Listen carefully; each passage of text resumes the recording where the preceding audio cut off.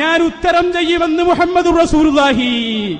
നിങ്ങളെ നിർവചനം പൊളിക്കലേ ഞങ്ങൾക്ക് ആവശ്യമുള്ളൂ. ഇപ്പൊ ചോദിക്കാം ലോകത്തിന്റെ എല്ലാ ഭാഗത്തുനിന്നും, അതവിടെ ഇരിക്കട്ടെ, ഖബറിന്റെ സമീപത്തുനിന്ന് റസൂലുള്ളാഹിനെ വിളിക്കാൻ പറ്റുമെന്ന് പറഞ്ഞാൽ പൊളിഞ്ഞില്ലേ നിങ്ങളെ നിർവചനം? അതേ ഞങ്ങൾക്ക് ആവശ്യമുള്ളൂ. ഞങ്ങൾക്ക് ആവശ്യമുള്ളത് ഞങ്ങൾ പറഞ്ഞിട്ടുണ്ട്. ജനങ്ങളെ പഠിച്ചോളൂ. കഴിഞ്ഞ സംവാദത്തിൽ കോട്ടക്കൽ വെച്ച് ആയത്തും ഹദീസും പഠിപ്പിച്ച പോലെ ഹിജ്റ 300 വഫാത്തായ ബഹുമാനപ്പെട്ട ഇമാം അബൂ യഅല അവിടുത്തെ മുസ്നദിനാണ് പറയുന്നത്. ഒരൊറ്റ റാവി പോലും നിങ്ങൾക്ക് അതിൽ നിന്ന് തള്ളിക്കളയാൻ കഴിയില്ല. അഹ്മദ് ഇബ്നു ഈസ സ്വഹീഹുൽ ബുഖാരിയിലുണ്ട്, ഇബ്നു വഹബ് സ്വഹീഹുൽ ബുഖാരിയിലുണ്ട്, അബൂ സഖർ സ്വഹീഹ് മുസ്ലിമിലുണ്ട്, സഈദുൽ മഖ്ബരി സ്വഹീഹുൽ ബുഖാരിയിലുണ്ട്. വളരെ പ്രശസ്തമായ സനദാണത്. നിങ്ങൾക്കതിനെ തൊടാൻ കഴിയില്ല. അതൊക്കെ പരിശോധിച്ചിട്ടാണ് വന്നത്. നിങ്ങളെ തന്നെയാണ് ഞങ്ങൾ കൊടുക്കാൻ ഉദ്ദേശിച്ചത്. നിങ്ങൾ പറയൂ, ഈ സനദിൽ എവിടെയാണ് രണ്ട് ന്യൂനത നിങ്ങൾ പറയണം. അത് പറഞ്ഞു കൊടുക്കൂ ജനങ്ങൾക്ക്.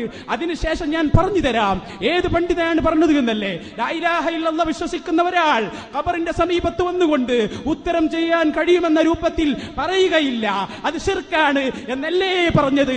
ലോകമേ പഠിക്കുക. മഹാനായ മുഹമ്മദുർ റസൂലുള്ളാഹി അല്ലാഹുവിന്റെ ഹബീബാണ് പറയുന്നത്. ഈ നിങ്ങൾ വിളിച്ചാൽ കേൾക്കൂല, കേട്ടാൽ തന്നെ ഉത്തരം ചെയ്യൂല എന്ന് പറയുന്നതിൽ അമ്പിയാക്കൾ പെടുകയില്ല. എന്തുകൊണ്ട്?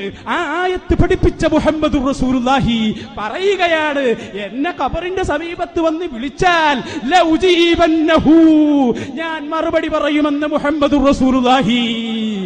വിയർത്തിട്ട് കാര്യമില്ല, ഒച്ചുണ്ടാക്കിയിട്ടും കാര്യമില്ല, ഇനിയിപ്പോ ജിന്നിനെ വിളിച്ചിട്ടും കാര്യമില്ല. നിങ്ങൾ പറയൂ, ഈ സനദിൽ രണ്ട് ന്യൂനതകളുണ്ടെങ്കിൽ ഞങ്ങൾ ആദ്യം തന്നെ പറഞ്ഞു, ഞങ്ങളെ ഇത്തിഹാദൊന്നല്ല, റിജാലുഹു റിജാലു സ്വഹീഹ്. ഒച്ചുണ്ടാക്കിയിട്ട് കാര്യമില്ല എന്ന് സ്വന്തം അനുയായികളോടാണ് പറയണത്. നമ്മൾ കുടുങ്ങിയിട്ടുണ്ട്. ഇനി നിങ്ങൾ ഇതുവരെ വിചാരിച്ചത് അനുയായികൾ ഒച്ചുണ്ടാക്കിയാൽ രക്ഷപ്പെടുമെന്നായിരുന്നു. ഇനിയിപ്പോ ഒച്ചുണ്ടാക്കി, കാരണം നമ്മളാരും ഒച്ചുണ്ടാക്കണില്ലല്ലോ. നമ്മൾ വിഷയാവതരണത്തിന് ഞാൻ ഏത് ശബ്ദത്തിലാണോ പറഞ്ഞത്, നേരത്തെ ചോദ്യം ചോദിക്കുമ്പോൾ ഏത് ശബ്ദമാണോ ഉപയോഗിച്ചത്, അതേ ശബ്ദമാണ് ഞാൻ ഉപയോഗിക്കുന്നത്. എന്റെ മുജാഹിദ് സുഹൃത്തുക്കളും നേരത്തെ എങ്ങനെയാണോ ഇരുന്നത് അങ്ങനെ തന്നെയാണ് ഇരിക്കുന്നത്. ഒച്ച കൂടുന്നത് അവിടെയാണ്. അതുകൊണ്ട് അനുയായികളോട് പറഞ്ഞു, മുജാഹിദുകൾ തിരിച്ചറിഞ്ഞു കഴിഞ്ഞിരിക്കുന്നു നമ്മൾ ഒച്ചയുണ്ടാക്കുകയാണെന്ന്. ഇനി ഒച്ചയുണ്ടാക്കിയിട്ട് കാര്യമില്ലെന്ന്. പക്ഷേ മുസ്ലിയാമാര് പറയുന്നത് കേൾക്കാൻ അനുയായികൾ തയ്യാറല്ലെങ്കിൽ നമുക്കൊന്നും പറയാനില്ലല്ലോ. ഞാൻ പറഞ്ഞു, വീണ്ടും ഞാൻ ആവർത്തിക്കുന്നു, ഇത് തെളിയിക്കാൻ നിങ്ങൾക്ക് കഴിയണം. ഇവിടെ സനദുകൾ മുഴുവൻ നിങ്ങൾ വായിച്ചോ? ആ ഹദീസ് വന്ന സനദുകൾ മുഴുവൻ നിങ്ങൾ വായിച്ചോ? ആ സനദിലുള്ള ആളുകൾ സ്വീകാര്യരാണെന്ന് നിങ്ങൾ തെളിയിച്ചോ?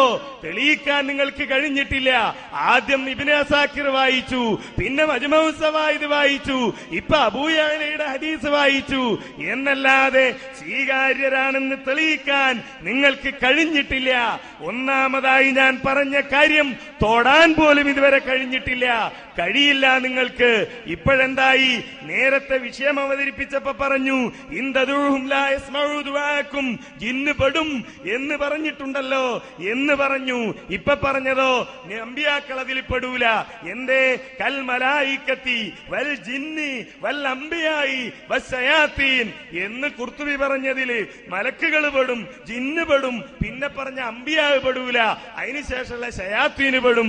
എങ്ങനെ ഇതുമാത്രം പൊക്കിയെടുത്തത്?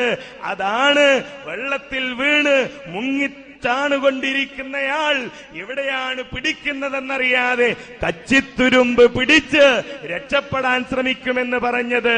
ആ കച്ചിത്തുരുമ്പിലാണ് നിങ്ങളിപ്പോൾ പിടികൂടിയിരിക്കുന്നത്. കഴിയില്ല, ഞങ്ങളെ കുറ്റം പറഞ്ഞിട്ട് കാര്യമില്ല. നീന്തലറിയാത്ത ആളുകൾ വെള്ളത്തിലിറങ്ങുമ്പോൾ ആലോചിക്കണമായിരുന്നു.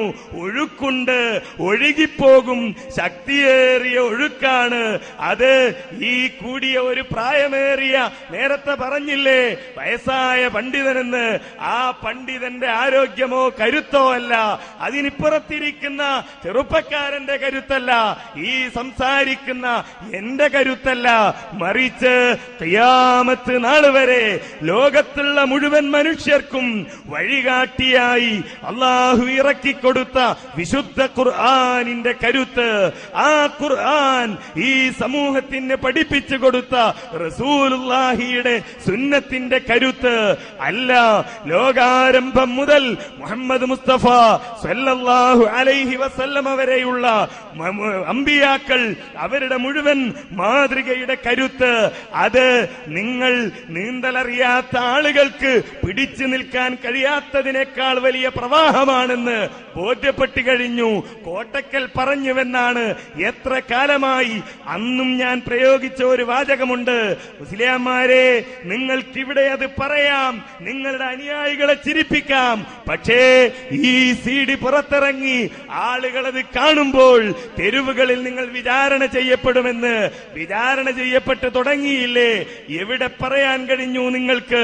കോട്ടക്കൽ ഉദ്ധരിച്ച ആയത്താവട്ടെ ഹദീസാവട്ടെ ഇസ്തിഗാസയ്ക്ക് തെളിവായി നിങ്ങൾക്ക് ഇവിടെ പറയാൻ കഴിഞ്ഞു? പറയാൻ കഴിഞ്ഞില്ല, കഴിയില്ല. കാരണം എന്തേ? മുഫസ്സിറുകൾ ആരും അങ്ങനെ പറഞ്ഞിട്ടില്ല.